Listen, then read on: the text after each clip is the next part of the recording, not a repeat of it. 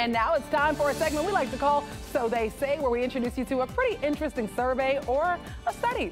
So they say driving drowsy may be the cause of 1 out of every 10 auto crashes. So are you guilty of being tired behind the wheel? I know I've done it a few times. A new study by AAA shows drowsy driving is much more widespread than previously estimated. The study tracked more than 3,500 people for several months using dashboard cameras and other equipment inside the car. The results? Well, those 3,500 drivers were involved in more than 700 crashes.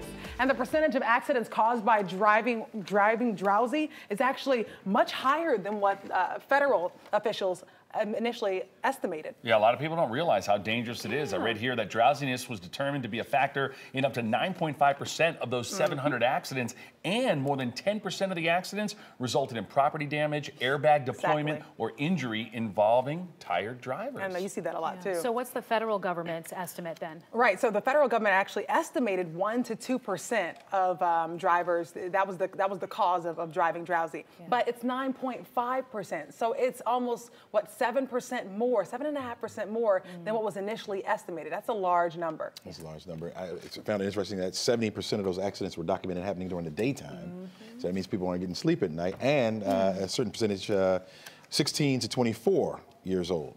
So it's the younger people not getting enough sleep, falling asleep in the daytime, or maybe out late at night, driving during the day, trying to get to work or whatever. And, So. It's a good analysis. I'm going to go with you on that. If I were to bet on that, I would say that's what was happening, Chesley. Thanks, Fran.